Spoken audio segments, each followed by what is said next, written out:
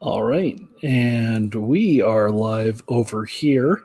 Hopefully, you are all migrating your way into the virtual bottle share hosted by 8 Foot Brewing. Facebook Live has sort of an interesting, bizarre situation going on with their stuff right now. So, we're going to use what I've been using every day for the Sunshine State Happy Hour. We do this every single weekday at 5 p.m. Didn't do it this day because too much happened, unfortunately. But I did have a really great guest lined up, Odd Colony Brewing, out of Pensacola, and hopefully we'll get them on pretty soon. Looks like everybody's starting to sort of migrate over here in a little bit, waiting for the guys from 8 Foot Brewing and Big Storm Brewing in Cape Coral to sort of make the great jump. If you want to join in, you're more than welcome to leave a comment. All sorts of love and great stuff for everybody. Can you request to join live? I don't think I can. Let's go back. Yeah, it looks like they are coming in. I will use this time to add my partner in crime for the Sunshine State Happy Hour. This is Steve, What's my happening? producer. Hi there.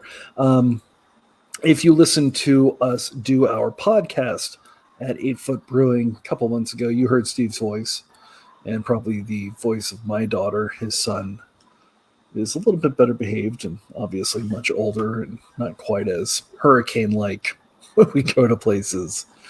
So hopefully the Cape Coral guys are going to be coming in momentarily. In the meantime, throw this banner up for everybody. Make sure to check us out on the Sunshine State Happy Hour every single weekday. FloridaBeerBlog.com, Florida Beer Podcast. You can find our interview with 8 Foot Brewing and a bunch of others on the West Coast and throughout the state of Florida. Looks like 8 Foot is here. And there we go. Gentlemen, welcome to the other side. How are you? Working. Hey, there we are. There we go. All right. How's it going, guys? I'm doing pretty good. How are you? Can you hear us? I can hear you. Can you hear us? Well, you can hear me because I'm the only one talking right now. Yeah, I can hear you too. Sounds Okay, great. excellent. Can hear you There's guys a bit of too. a delay, so I had to bear with us a little bit. Yep, you're perfectly fine. Is the audio coming off of the laptop?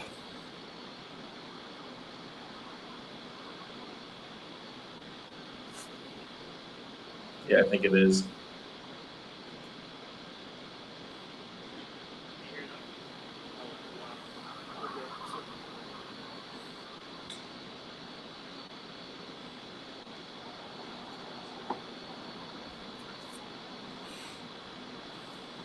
The audio is coming from. Gotcha. Yeah, for you guys, it's coming from. We have a microphone hooked up to the phone on there. Can you guys hear us okay? Yeah, I mean, obviously it's a little bit quiet, but that's perfectly fine. Understandable. Yeah.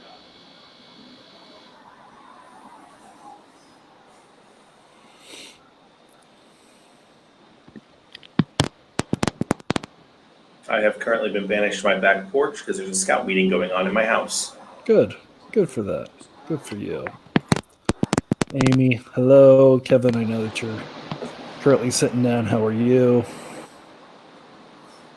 And everybody, just bear with us for a couple more seconds. We are getting some stuff kind of worked on. We do appreciate everybody migrating over from the traditional 8 Foot Brewing link over to this little stream that we have going on.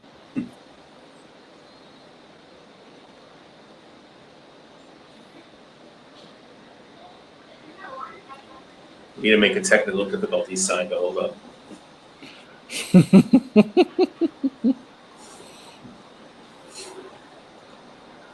I'll show them again.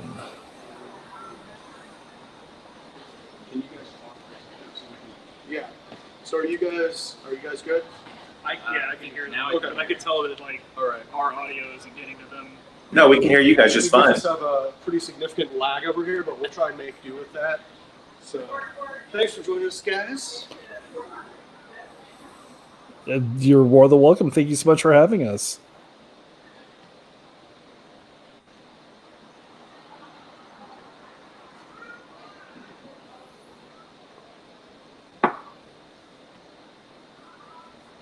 See, West Coast of Florida, always like 10 minutes behind. So you guys got the beers that we sent you? Yeah, we do. Kind of split them up between the two of us. So I guess which ones are we going to first? Do you have a specific order? Because if you do, I'm going to need to This is crazy. run and grab So- one. That's a big delay. Yeah, let's try this. Can we unplug this microphone and then use the speaker on the phone itself to maybe Make it really loud here, folks. Stand by. make the delay a little bit less? All right. I think Roger is currently trying something to fix our audio issues. Can you guys hear us any better? Or? We'll see.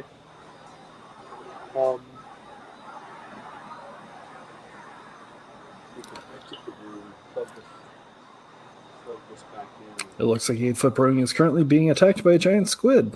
Hey, how you doing? How's it going? Can you hear us? Is that a little bit better? That is a little bit better. Can you hear us better? Oh, much better. Much better. Oh, yeah. That's crazy. We can't see anything you're doing, but we can hear it. That's fantastic. All right. Well, let's go ahead and get started. Thank you for joining us, or I guess technically we're joining you guys at this point this week, but thank you guys for agreeing to join us and talk about some beers. Well, that's kind of what we do is we drink and we talk about what we're drinking. Kind of love it. Thank you so much for having us. I appreciate it. Yeah, absolutely. So we'll just introduce ourselves really quick. I'm Roger from 8 Foot Brewing. I'm Kevin from Big Storm Brewing, and Julian also from 8 Foot Brewing. And I am Dave from Florida Beer Blog and the Florida Beer Podcast. And Yeah. this... I am Steve, Dave's sidekick. And I'm trying to mess around He's trying to break the internet now. with this so that it works a little bit better. Why don't you put them in the bigger picture? I'm trying to do that right now.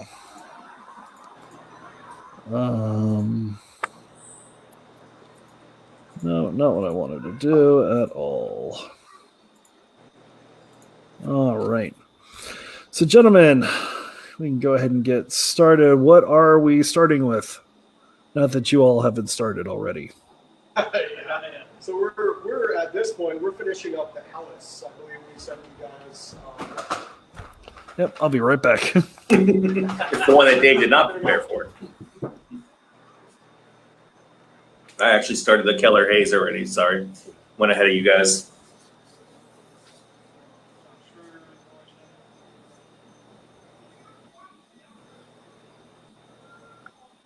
Here's the link if you want to join separately.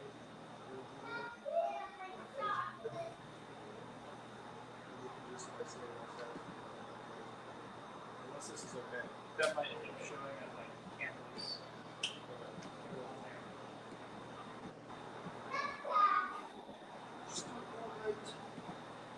We'll do it live.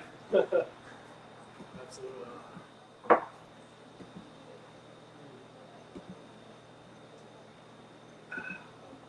I'm still cracking up about, I think it was Tyler that you my nicest reference last week. I think it was one of the guys from number 3. I was opening a bottle and I said nice hits and somebody got it on the screen. Yeah.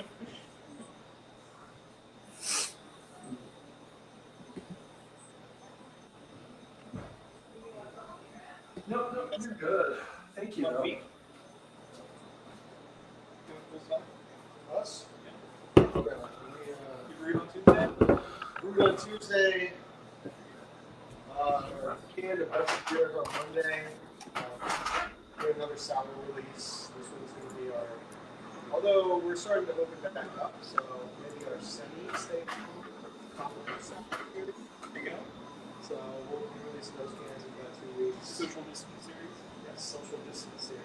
Yes. Fantastic. Yeah, absolutely.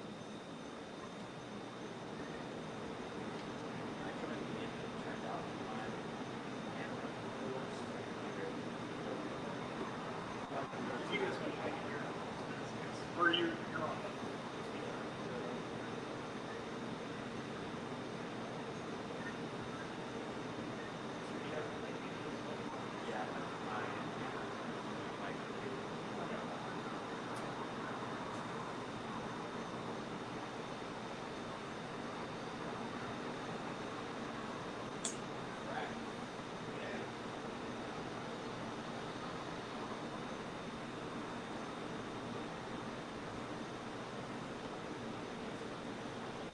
So I do have to ask the question as I jump into this beautiful Hellas that you sent us.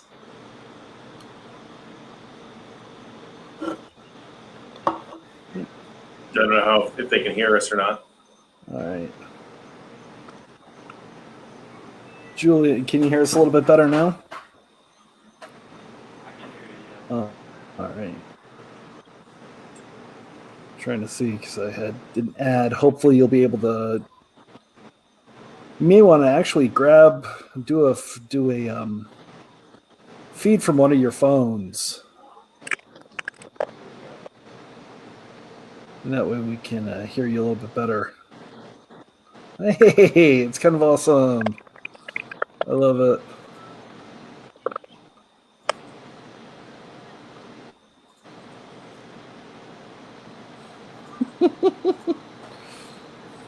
Oh, Julian, you're muted. You're Your muted. mic's muted. Julian, Okay. talk to us. There we go. There you go. Nice.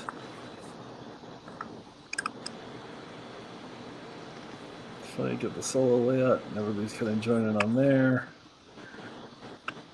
We'll make this work. Yeah. That we will. Julian, make everybody else unmute their microphones as well. Yeah, just unmute your mic and your camera.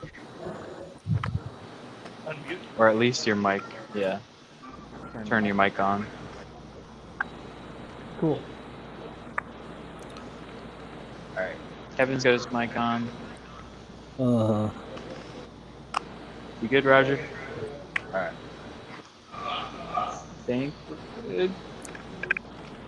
You know You know those speech those Tumblr things Tumblr things that you can get for, or the app you can get for your phone? That's kind of what this is going to be like.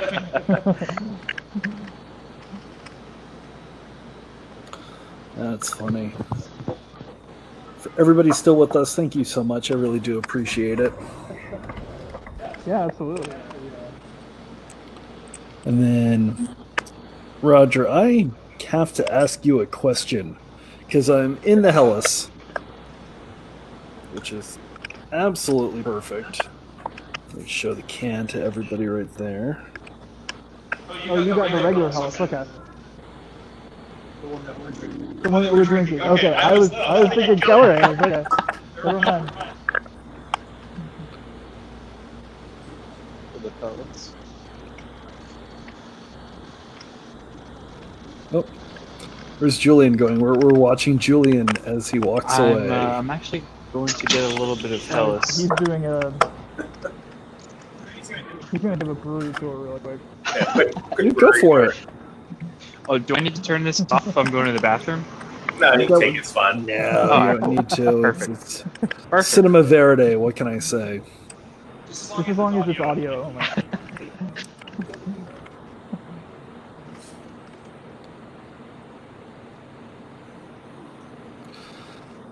Oh, goodness. So what's the difference between the Hellas that's on tap and the Hellas that Julian just went and grabbed?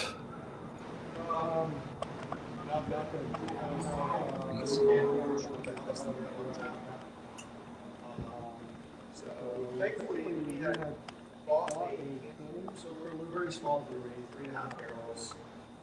So we typically do lots of different beers, and we don't do everything over and over, so they're small size. There's a small size, less than 50 different beers. So part of that concept is providing a portion of those beers in road sales. So we just bought a canning machine back in February, which is really fortuitous based on everything that just happened, because we've been doing tons of things. But yeah, so that's, we've been canning a portion and being able to provide can credits to go as well. Nothing. That's funny. One thing that I love about it, I mean, first of all, it's got that crisp lemony flavor, nice and light when it comes to any sort of hop bill.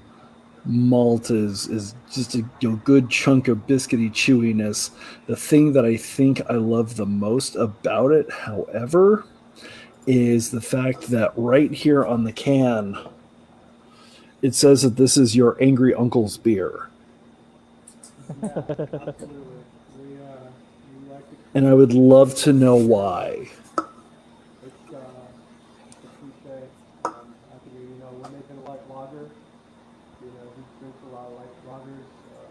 Probably a lot of angry uncles. I don't know. It's like on our Hefty can that says America's finest. So, just a little humor there. That's funny.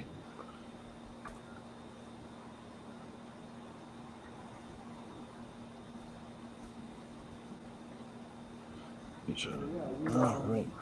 With Now, I don't really use any finding agent.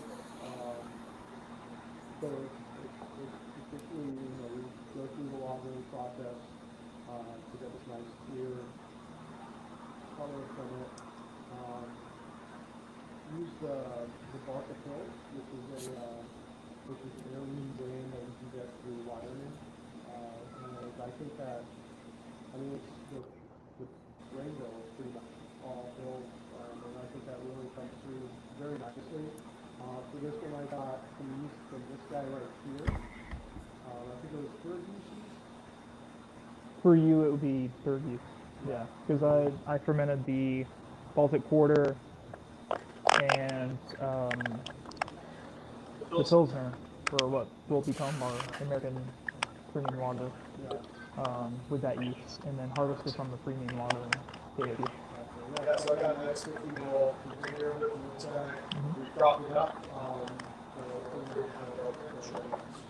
I'm really digging this piece. Yeah. I think it before, like a second Yeah. hey I guys, get a good level of hop, like earthiness off of it. Like it's pretty good if you have kind of a more aggressively hopped lager for that one.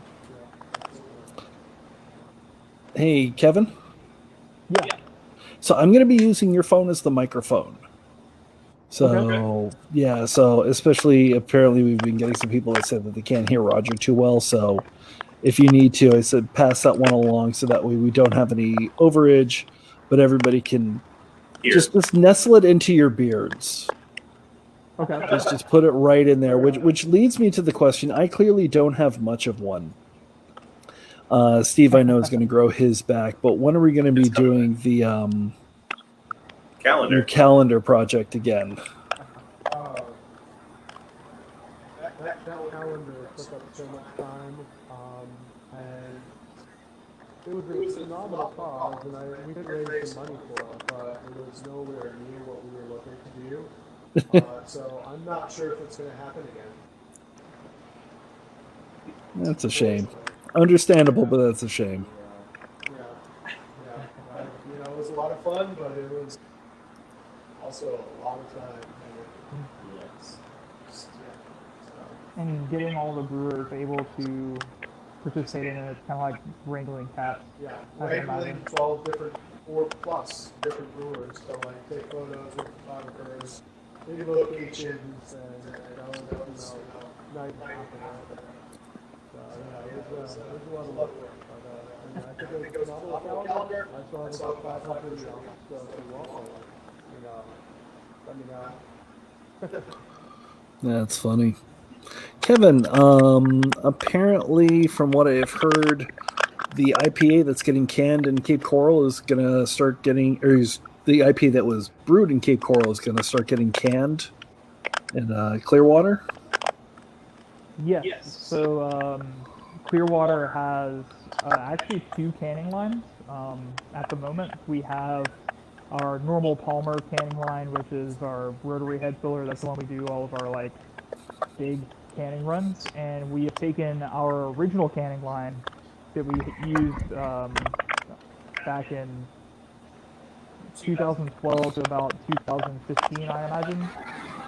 We took that guy out of mothballs and got it working again, so that we could can very small batches. So a lot of the beers that we had brewed as small batches, we didn't really have any way of selling them because they were all in kegs, which means exclusive draft releases. So in order to get it to a place where people can purchase them, we fired up our old canning line again so that we could hook it up to a keg and can all those beers off.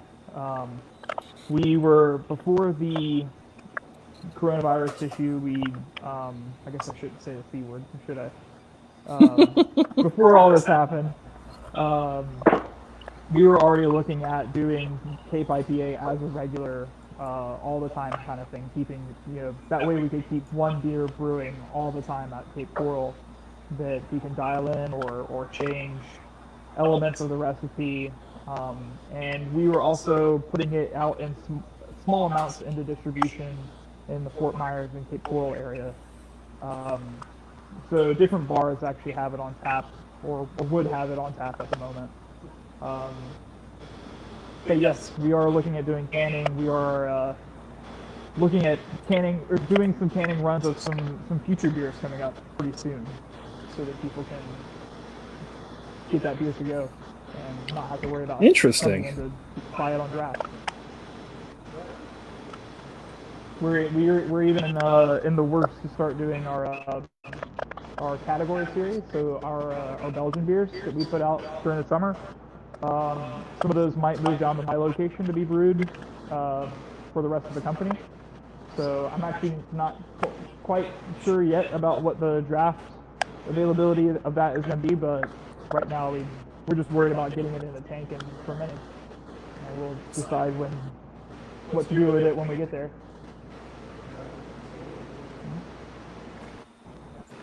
That's exciting. I remember trying some of those beers. They were the category series was actually kind of a blast to kind of go through. Mm-hmm. And it's exciting to see that it may be possibly getting a much bigger release, which is neat.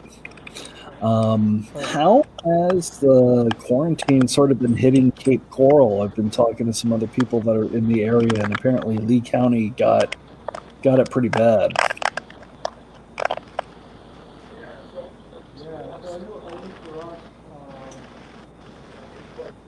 we closed 6.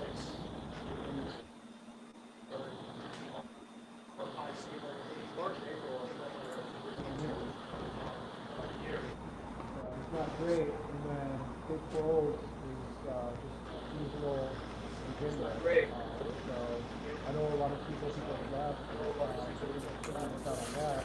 And it's just, not great. We've had to pivot pretty considerably to doing mostly all cans, and probably 90% cans, 10% growlers. But it's we're at 25% of our typical sales, I'd say. And most of the businesses I've talked to have been probably there or even less. So I know it's a pull pretty hard, especially in the beer and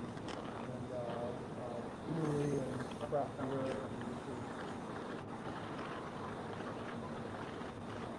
How about you guys over at Big Sorry, I was moving. I was trying to make sure the microphone was close enough to hear you.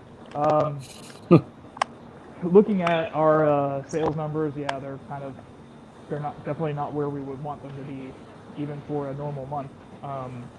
So the number of cases here, it's not too bad, but the sort of community feel, like we get people that come in with masks. Not like we get people that call in and ask if they're even able to come in the tap room, and we allow people to come in just in a very small space, where we have markers on our floor that if we get a line, which is not too terribly common. If people come in, we can tell them, hey, space out on these lines. They're 6 feet apart. Keep social distancing. But yeah, it's been pretty tough. We've been pretty fortunate to be able to do a couple other things to kind of keep the doors open and keep people employed. But it's been bad, but not as bad as it could have been, for sure. I go off that. My wife is a nurse. For the past 3 weeks now, I know the hospital she works at has been at less than half capacity. And I think they only have one positive patient there. So it's definitely, I don't think they ever reached maximum capacity at the hospital, but it's definitely dying down. They've noticed a significant decrease in other patients, cardiac arrests, for some reason or other. But yeah, so I know it's pretty slow at the hospitals here. So yeah. Before we move on with anything else, let's let you crack open another beer. You guys got that Color Haze from Sun King that Kevin came over? Yeah, I got that one. Awesome. I'll send you crack that one next. Now you got this one for us to try, Kevin, from what was it, number 3 Craft Brew? Yeah, so I ordered their beer on online, and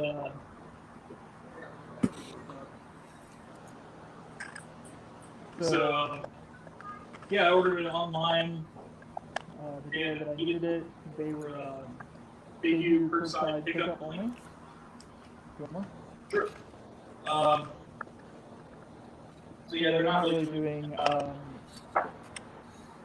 in-house sales. Like, you can't really go in. But they were on our podcast last week. Yeah. So Brandon and Nick, they have a phenomenal selection of beers. Always recommend people check them out. So, yeah. Color Haze, I assume it's supposed to be a hazy lager? Color Haze is an IPA with pronounced aromas of pineapple citrus, tropical fruit, and orange peel, finished in a slightly hazy color beer style. Yeah, super heavy citrus. I'm guessing it's like a New England style color beer, like IPL. Yeah. And for those of us that are still learning a little bit more about beer styles, one of the things that I love so much, especially about your show last week, please define for some of us what makes a Keller beer a Keller beer. So Keller beer, Keller means is German for cellar, and Keller beers are typically unfiltered lagers. The name sort of implies that it came straight out of the lager tank. So lagering for lager breweries, they do a primary fermentation, and then they will move to a secondary fermentation, usually in another tank. Usually these long kind of horizontal tanks, and that's before filtration. So it's usually where they will start carbonating the beer a little bit, let it naturally carbonate. And so Keller beers are really popular for getting kind of like these really nice fresh, slightly a little bit more like hop aroma lagers that you can get. They're pretty popular in Germany. I know I found quite a few in Austria. So fantastic beers. Yeah, it's super easy to drink too. Oh, yeah. So our release next week is actually India Pale Lager. We brewed it using West Coast style hops with deep sea IPA techniques. So we did hard local additions, late dry hopping. We did include some bitterness in there so that we could get more rustic style, using those rustic style hops. I know we did dry hop additions with the yeast and prior to a couple points from gravity. We'll be releasing that next Saturday. Tasted pretty good. Got a lager in for going on 3 weeks now. So that's 2 easy drinking for this. Yeah. It's fun. I'm looking forward to it. It's interesting. It's always fun to kind of blend some styles together and see what happens. You were mentioning how lager yeast is a bit of a biotransformer. Yeah, absolutely. Autobot fill out. What's that? Autobot fill out. Yeah. So some lager yeasts I know are more biotransformers than not. I know we talked a little bit about, because it's actually something I'm looking at for our next Thursday IPA that we do Brewing 5, is, that's rotating IPA series where you usually go to 2 variables. We're looking at yeasts that have high glucosidase activity. So glycosides in beer typically bond with lots of different things like monoterpenes, so monoterpene alcohols. So I know that some yeast can kind of chop up that stuff and free up some monoterpene alcohol. So if you're familiar with terpenes, they're very aromatic things like citronellol, geraniol, I believe, as well. And so by using a yeast that can kind of clip up or chop up all of those and actually what it does is it frees up the terpenes to create more of an aromaticness for the beer. So we're looking at playing with a yeast that has high activity in that for our next brewing series. And see kind of what happens. I know some lager strains are a little bit higher in that. So yeah, I know Brett is one of the highest yeast that you can use in that, which is why you like the stone fruit, berry aromatics from certain strains of Brett. So yeah, nice. That is amazing. I know that you have had plenty of chances to play around with some amazing beers. And the last time that Steve and I were there, we had a phenomenal Kvike beer that you had. Is there still some stuff that you still haven't gotten your hands on, either at Big Storm or at 8 Foot, that you really need to play around with and it's just not the time yet? Or have you sort of done the things that you've wanted to do right off the bat? Good question. Right. So I know that we've kind of worked out a few, done some wheeling and dealing with hop contracts and purchasing some small quantities of some lesser known hops or some new hop varieties that are coming out, hop blends and stuff. So I'm pretty excited to we've got them, but I don't have them in my inventory yet. So I haven't had a chance to work for them yet.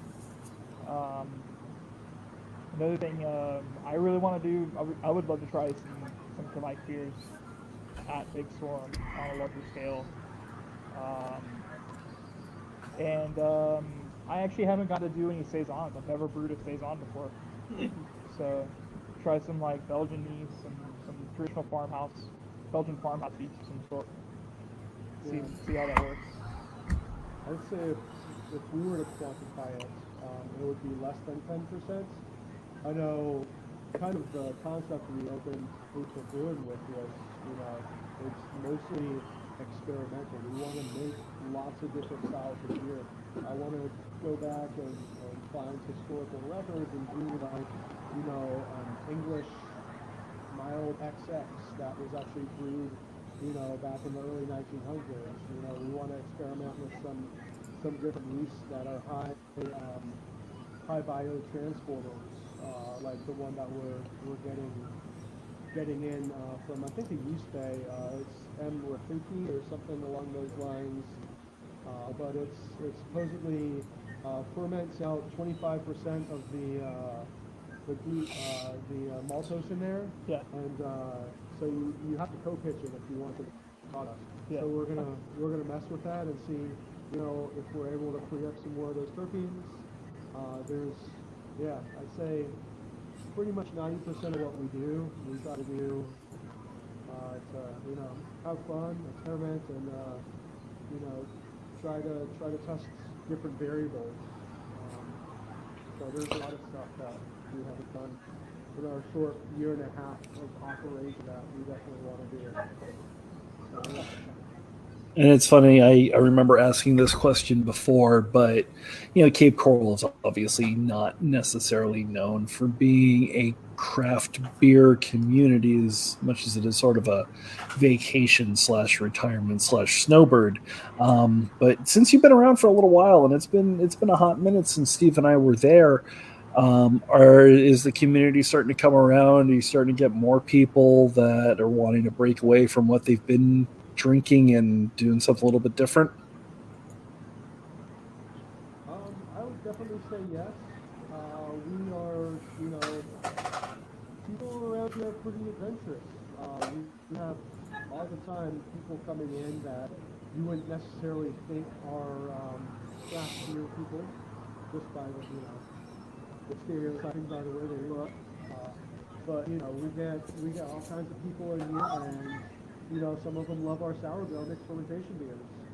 And then, it's a really big area. We have, like 700,000 people in Lee County. It's a huge area. So we've seen, it seems like every week I look at our sales reports, and like Pena, which is our amber sour that we in barrel store, one of our different beers is our top set. Like, we sold the most of those each week.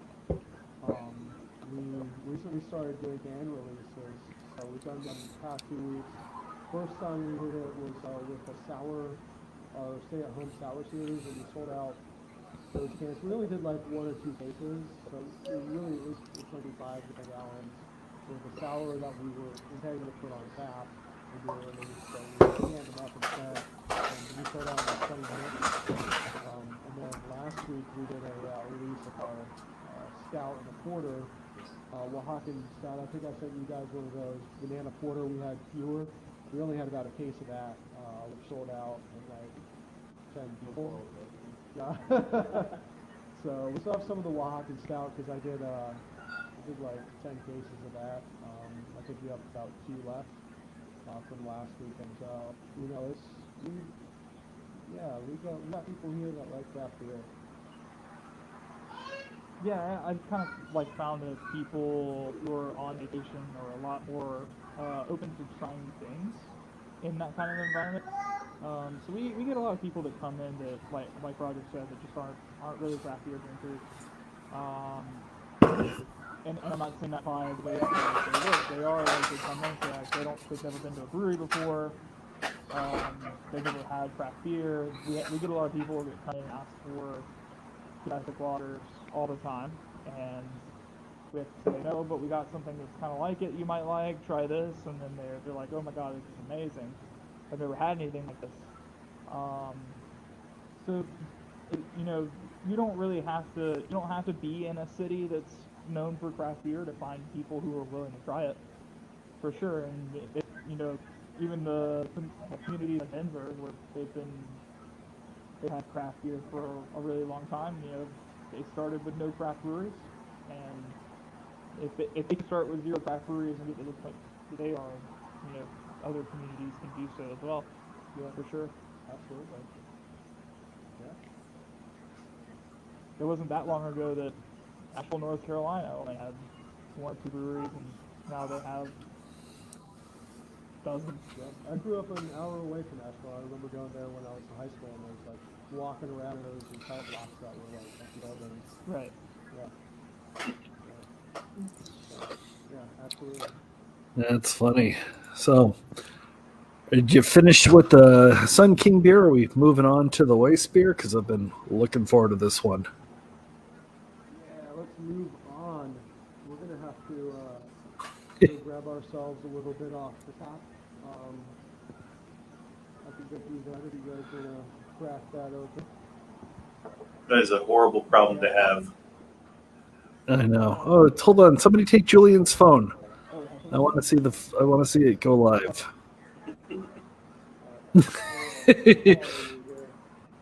Yes, we're gonna do a solo layout, so we're watching. so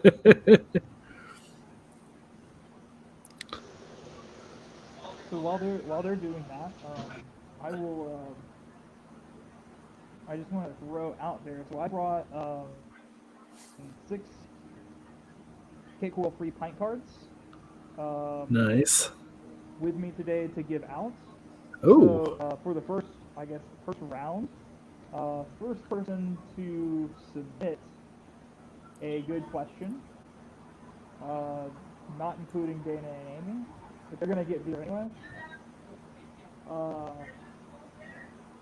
So first person to submit a good question for us that is beer related, and don't ask just like what is beer.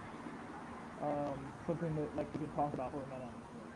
We will, if you submit that question, we got John, our marketing and taproom manager guy, marketing guru over that was for us and Kate Coral. He's watching the stream and watching the comments. First person to submit a comment will get 2 of these. Woo! 2 of them. Yeah. About a $12 value right there. So I won't actually know because I don't have the comments in front of me at all.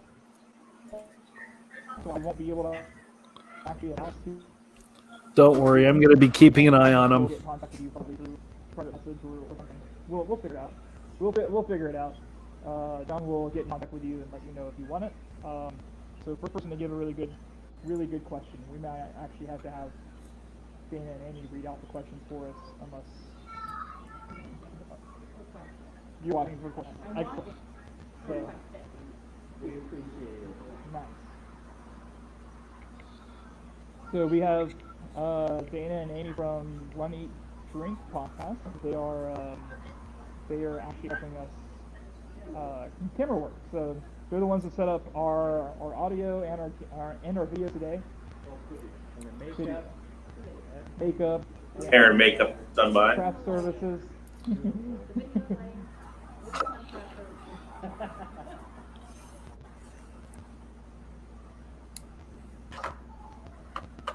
Oh, thank you for the beer, by the way.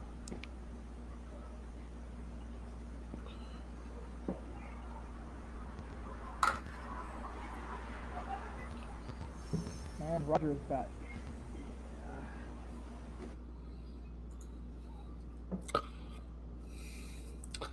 Really, Amy Costin is asking, "Are you sure I can't submit a question?"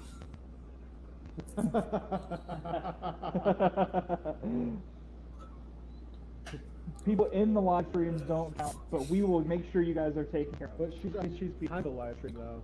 Yeah. Behind the live stream? Yeah, she's not in it, right? Well, at least on video or audio. The point is to get viewer participation. To incentivize viewer participation. Fair enough. So we are doing a watch party on our Facebook as well. So Yeah. anyone on our Facebook watching this, you got a question, let us know. Let us also let us know what you're drinking, any local craft brews that you're enjoying. Yeah. So we're enjoying our Hefeweizen right now. So very simple grain bill, pretty much 50-50 wheat pills. Yeah, the thing that makes the Hefeweizen though is that yeast, and I've used, and Kevin I think agrees with me. We've talked about this before. Yeah. We've used a variety of different Hefeweizen yeast, but that vine Stefan Hefeweizen yeast really creates a complexity that is unique and really phenomenal. I don't think I've had a yeast that has performed or created a more complex Hefeweizen. Yeah, I was watching a video earlier today that is completely unrelated to brewing, but this guy was talking about like what does it mean to be 5 out of 5 stars or something? He's like it Yeah. means exceeds expectations, and this is a yeast I would say exceeds yet expectations. It is a Absolutely. very good performing Hefeweizen beer yeast, and I have worked with other Hefeweizen yeasts, and while they are good and accomplish the job, the Weihenstephan just takes it to another level. It's just really good. What amazes me is that there are so many different varieties of Hefeweizen yeast and how you can get different things out of different ones. Because, like this one, I mean, the moment I opened the can, it's got such a beautifully clean aroma, but it tends to favor the anise just a little bit more than the banana, whereas some other ones that I've smelled, I mean, it's like King Kong is in your beer, just of how heavy the banana is. Have you tried a bunch of different Hefeweizen yeasts? I guess how many have you tried to really sort of dial in on this one as being your favorite for a good, crisp, clean Hefeweizen experience? So for me, I've probably done 4 or 5 different Hefe yeasts from a variety of different labs, I just keep going back to Yeast's Weihenstephan strain. That's really the yeast for me that does it. And in terms of like getting the different aromatics from the different phenols from the yeast strain, we play with temperature. This is the first time I brewed this on the bake system, so I think if I were to do it again, I tend to favor the banana a little bit more than like clovey flavor that you get there. So I might dial back the temperature a little bit to try and get a little bit more of that banana to come forward. Yeah, it has Hefeweizen yeast has a couple of knobs that you can kind of turn to adjust that character. One of them being temperature, and the other being pitch rate. Yeah. So the amount of cells per milliliter of beer you have, so the amount of cells of yeast that you add to your beer per milliliter of wort. A lot of times, actually, Hefeweizen. So generally in beer, there is a way to calculate how much yeast you need to ferment your beer, and so Hefeweizen yeast tends to really like actually being underpitched and stressed a little bit. Yeah. So the underpitching kind of gives you a little bit more roundness, and you get a little bit more of that banana. And temperature. So if you ferment cooler, you double down on kind of that accentuation of banana. And if you raise the temperature and ferment a little bit warmer and closer to the top end of its spectrum, you can go more with the flow. Yeah. You get kind of more of a Francis Connor character to it. To me, Francis Connor is like super clovey, and I tend to like a little balance. I like a little bit of clove in there. To me, like you need a little bit to know it's a Hefeweizen, but the banana for sure is kind of where I like to stick. And so for us, I bought a homebrew pitch size even a snack pack, and then propped it up. I believe I shot we got right around 1.2 million cells per milliliter per kernel of wort. Okay. So we got a healthy pitch in there. If anything, we might have overpitched a little bit for the heavy. And then we fermented what I thought was on the low end of the spectrum, because I want probably like 60% banana and maybe like 30 to 40% of that clove in there. Yeah. So I might back off the temperature a little bit more, maybe back off the cell a little bit more next time we do it. Yeah. So, yeah, absolutely. It's kind of amazing. And it's amazing that Hefeweizens aren't as drunk in Florida, being as they are so light and so flavorful and so easy on a very summery day. I can see you agreeing with me. Absolutely. Yeah. I know that. So, other than like our mixed firms like Henrietta, and then our IPAs, obviously, everyone comes in, wants an IPA. The heavy sells really well. So maybe it's just where we are. We do have a lot of German people in Cape Coral in the area, but I feel like pretty regularly we get people come in. They're like, "Oh, you guys have Hefeweizen, or you know, do you guys, you know, they're looking for a wheat beer, and specifically ask for it." So maybe it's where we are, but like I feel like we sell a lot of Hefeweizen. That's been one of our most requested beers. I was gonna say I don't think Big Storm has a wheat ale as of right now. Or correct me if I'm wrong. We don't have a wheat beer. We certainly don't have a Hefeweizen that's of that category. So it's not. So what makes Hefeweizen is the yeast and not the malt. So yeah, it's a Weiss beer. It's got wheat in it, but that's actually not really the main flavor component. We do have beer that has wheat in it. In fact, our key lime shandy is pretty close to 50-50 pale malt and wheat malt.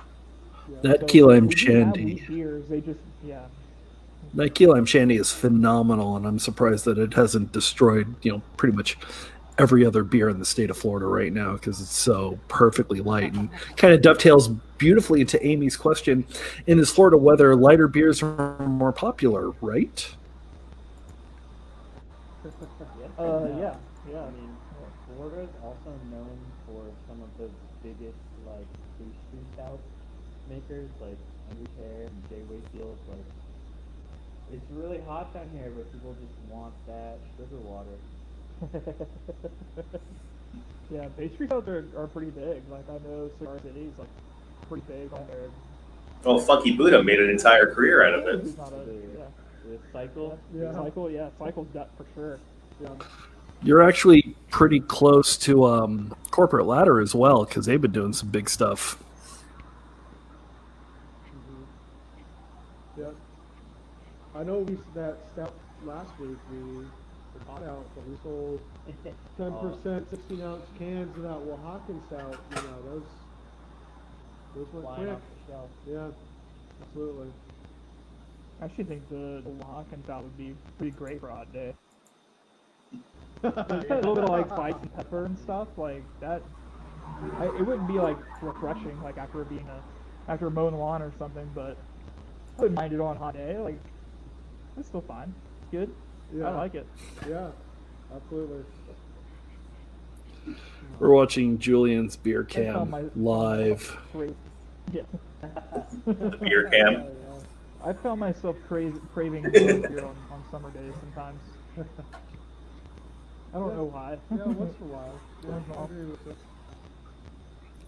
Y'all still working through your Hefeweizens? I know Steve has a triple in his hand, so I do. It's really good.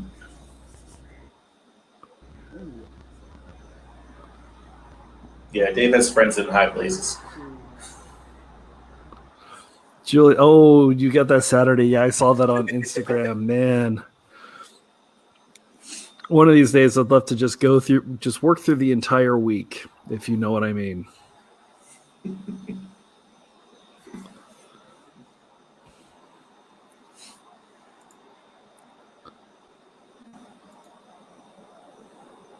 Oops. Oh, cork's coming off.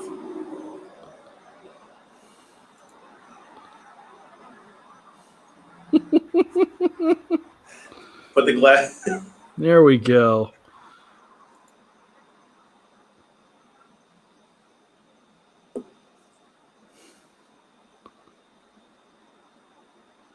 We lose their audio? They're all muted. Hold on. No, Kevin's the one who's.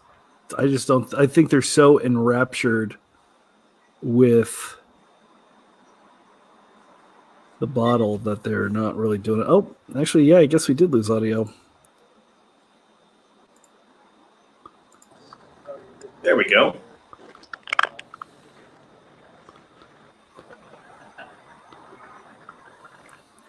Well, they got to untap everything. Exactly.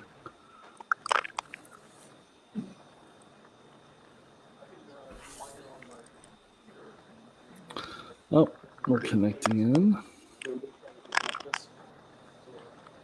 Yeah, sure. I mean,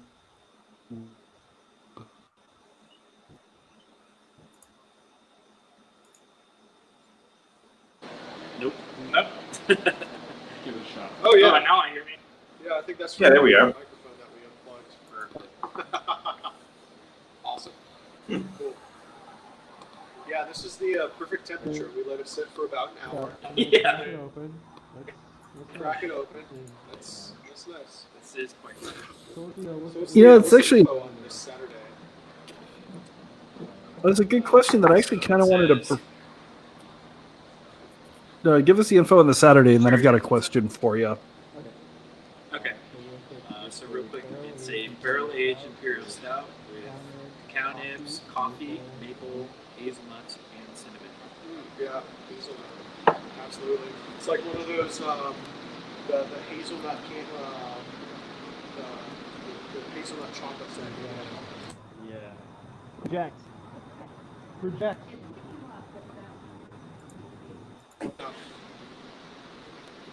All right. So, question for you: since you've been letting it sit out for a little while, it seems to be sort of a lost art in terms of room temperature beers.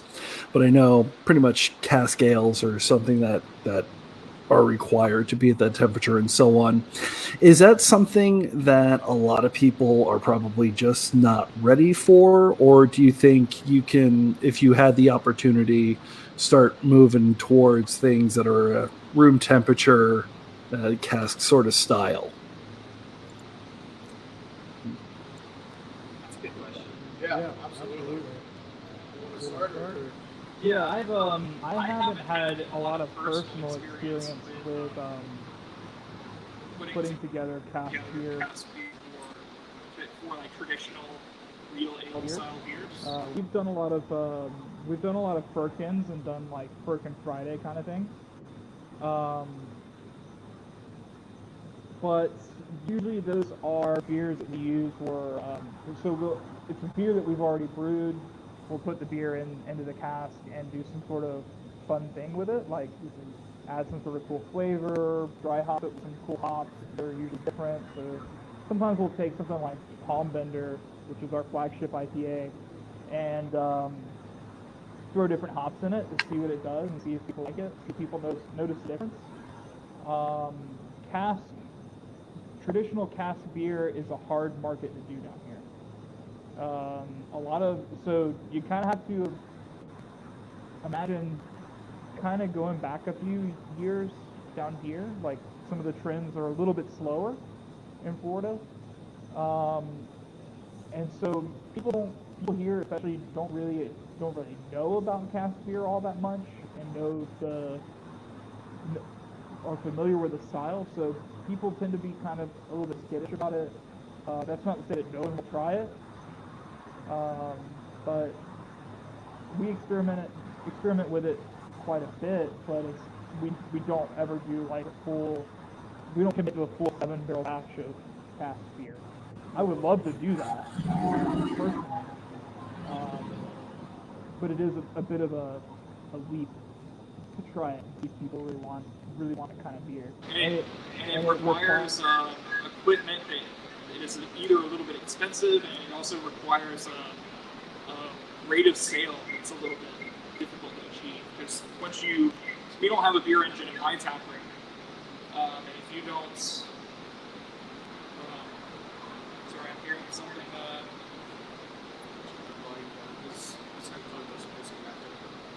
Just turn his volume all the way down. Side. There we go. Sorry, I'm just fixing an issue over here.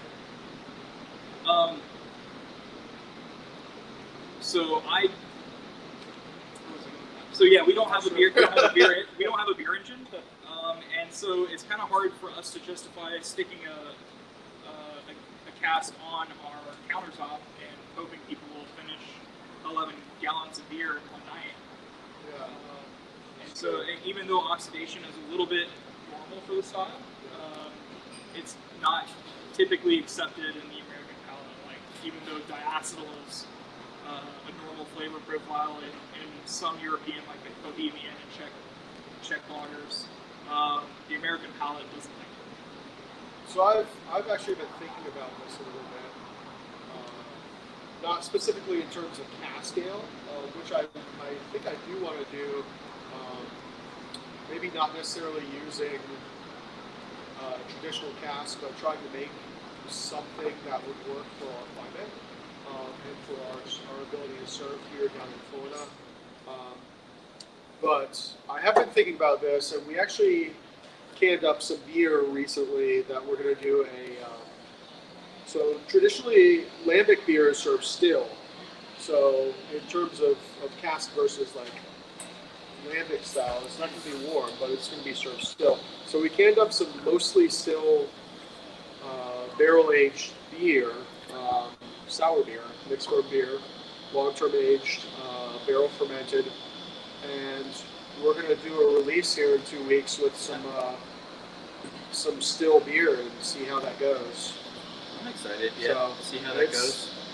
Yeah, I mean, I had one the other night, and I'm going to give you one to try and let me know what you think. And it's pretty darn tasty. So we'll kind of see how that goes down in Florida. I know you don't really find still beer. There's a lot of people talking about, even in like big beer area, you don't find it.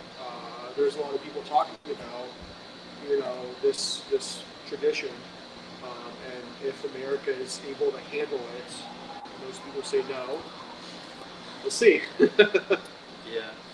So, yeah. Now, forgive my incredible ignorance, but when you say lambic, I tend to think of the Lundemann's raspberry and so on and so forth.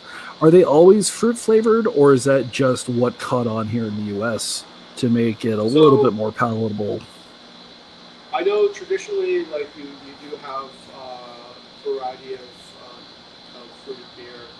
I know raspberries are pretty popular for lambic, but I know traditionally, so like Goose is a blend of lambic, 1, 2, and 3-year-old aged spontaneously fermented lambic beer produced in the Sun River Valley, which is anyway, I know that. So like, what was it, the 80s or something, 1980s? The whole soda craze thing happened, and like people started drinking super sweet beverages and soda. And then I know some lambic producers like Lindemann's started back sweetening their lambic, so it would be sweet, because their sales were nosediving. But I know there are a lot of producers out there that don't back sweeten, because to me it's just way too sweet, and still use fruit and ferment it out. So yeah. Is Kriek, is that specifically tart cherries, or is that fruited lambic? No, it's cherries. Okay. Yeah. All right. Yeah. I'm actually not quite as familiar with the traditional sour styles Yeah. as I would like to be. Well, you did study in Germany, so Yeah. there's that. Brother-wise is all I care about. Yeah. A little bit of Goza. A little bit of goes, yeah. Like that one song. A little bit of goza, a little bit of some other woman. Yeah, exactly. I think you should sing it for us. No. No. Okay.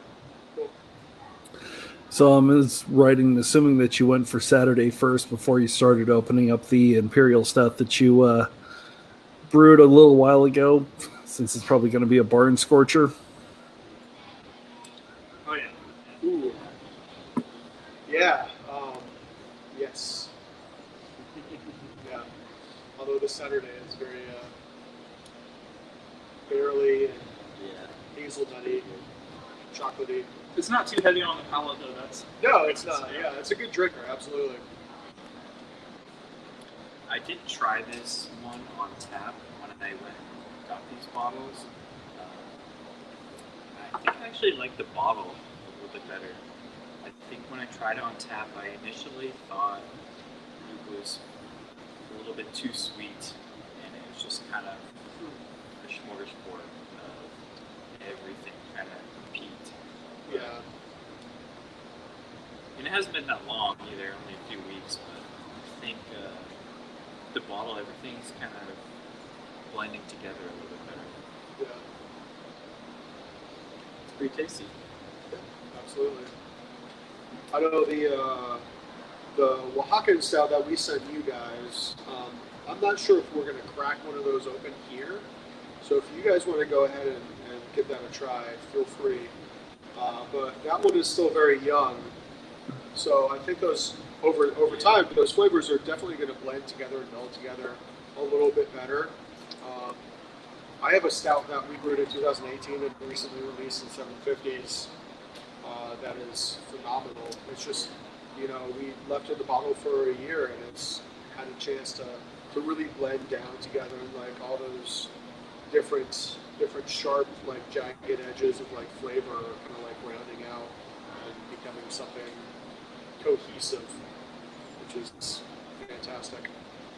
Well, then I guess that leads me to the next question. To age or not to age? Are there some beers that you're almost required to put away and forget about for 4 years? Or is it just okay to crack open a bottle of Bourbon County that you just purchased from the store because, gosh darn it, that's what you want right now? Me personally, I literally don't have a cellar. I can't keep beers, I just drink them. So. I say if you want to crack it open, do it, because that beer has been produced by whomever and they've released it, and it's where they want it to be. That being said, if you want to age it, I'm sure it's going to do something and refine, and things are going to happen to it. A lot of the beers we do, the mixed herbs, they improve and change with age. So absolutely. We had a built-in wine cellar. It wasn't actually like a electric wine cellar. It wasn't actually conditioned or anything. It was just a rack. It was built into our apartment when I was living in Clearwater. And I had a couple of bottles that we had released and cellared them there. I just wouldn't cellar them for quite that long. Yeah. I just let them go for about 4 to 6 months and open them up. I still have from like 2012, I think, a couple bottles of Critter Food stout for when I went down there. They were in my fridge, but like, we'll break one of those up in some time. There you go. Yeah. So, yes. So yeah, I think we want to wrap up here shortly, guys. Yeah. So if anyone has any questions, drop us a line. We definitely want to give a huge shout out to you guys. I know you guys have been busy. I've been seeing all kinds of posts about you doing interviews at like a variety of different breweries all over Florida. Yeah, it's the Sunshine State Happy Hour. What we've been doing is just interviewing people. It's kind of fun. So every weekday at 5 p.m. we just jump on with some people. I know tomorrow a lot of people are excited because we are interviewing Hall Patter Brewing, which is out of Lake City, which if you know anything about North Florida, it's right where I-75 and I-10 intersect, and it's been getting a lot of buzz. Very well deserved. Both Steve and I are big fans of that brewery. And then all next week, we're actually going to be interviewing podcasters. One of the networks that I kind of take a look at is the Hopped Up Network, which is a series of beer podcasts from around the country. And so we're speaking to people from Charlotte and San Jose and New York and all over the place. Just kind of get an idea for what's going on and who's doing what and just how things are going on in their sort of general area.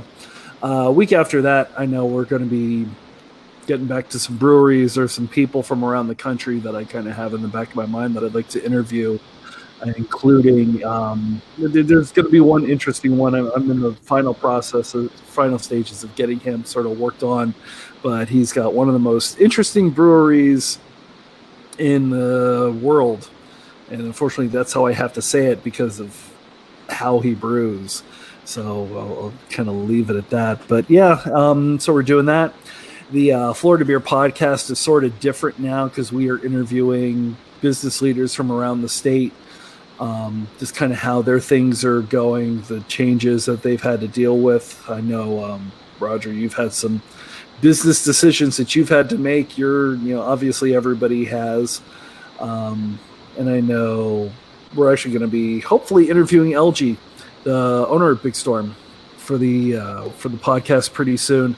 Today we just released an interview with Pete Schnebley, who's the owner of Miami Brewing Company and the Schnebley Wineries, because he's down in Homestead and he's got kind of an interesting story. Everybody has a neat little spin and their own things that they have to take care of. So that's what we're doing on the podcast lately, and then just kind of hoping to get out of the woods, which would be nice. Yep, absolutely. Speaking of, so last year we had the opportunity to attend the Hogtown Beer Fest, which was phenomenal. Probably my favorite beer fest that we went to. Unfortunately, it was canceled. I think it was last Saturday, or it should have been last Saturday. But How Powder was there. They were probably my favorite brewery that was there. So awesome. Looking forward to hearing you guys talk to them. Tomorrow, you said at 5. Yeah. Tomorrow at 5 p.m. Eastern. And actually, it's funny you mentioned Hogtown. On Monday, one of the other groups that we interviewed was Steve, take it. Brain not working. High Springs. Thank you. Which is just a neat little place, not too terribly far from Gainesville. Super small though. Mm-hmm. But So he started canning the same time you guys did, really. And operation-wise, it's probably about the same size. So it happened really lucky for two breweries that really needed that push. Yeah, absolutely. Absolutely. So thank you so much for first of all for doing this. I've been enjoying the bottle shares, and like I say, and I've been enjoying the knowledge. It's neat to continue to learn stuff about beer, and then it's nice to have all of this communication and outreach. It seems like every time I log on to Instagram at night, a brewery's doing something. I know Magnanimous was on Instagram for like 2 hours today. I didn't get to catch too much of it, unfortunately, but I did see them there. And it's just great to continue to do the outreach part that breweries are so good at, even though we can't physically do it. Hopefully we will soon. Absolutely. It was part of our, probably 50+% of what we do is engage with our community and our patrons that come in. We haven't been able to do that. So finding new avenues and paths to be able to do that, trying to be creative. Brewing community is very, they like to lend a hand to each other. So it's great being part of this community where, we can be like, hey, you guys want to do this virtual bottle share? And yeah, absolutely. Like next week we got a virtual bottle share with Three Bridges. So nice. Having those guys on and they're talking a little bit about some beer. So I nice. Really appreciate you guys agreeing as well. Absolutely. I will probably be watching that one. I've been eyeing Three Bridges for quite some time. Haven't been able to quite make it out to them, but they are definitely on the radar. So absolutely. I highly recommend it. He's doing some really great stuff. I know he came down for our anniversary mini beer fest last year. Yeah. Mm-hmm. And he had some phenomenal beers. Very good. So and everything Excellent. that they're releasing looks incredible too. So looking forward to that beer mail coming in from him. Nice. All right. Thank you for having us. I appreciate it. Thank you so much. And for sending the beers too. Yeah, absolutely. Yeah, absolutely. I got a Hellas on a waste beer, and you just dab away, my friend. It was phenomenal. So yeah, thank you so much. All right. We will- Thanks, guys. We'll talk to you soon. Hopefully, we'll see you soon. Yeah. Hopefully, we'll see you in person soon. And the rest of the patrons too. Absolutely. Bye. See you guys.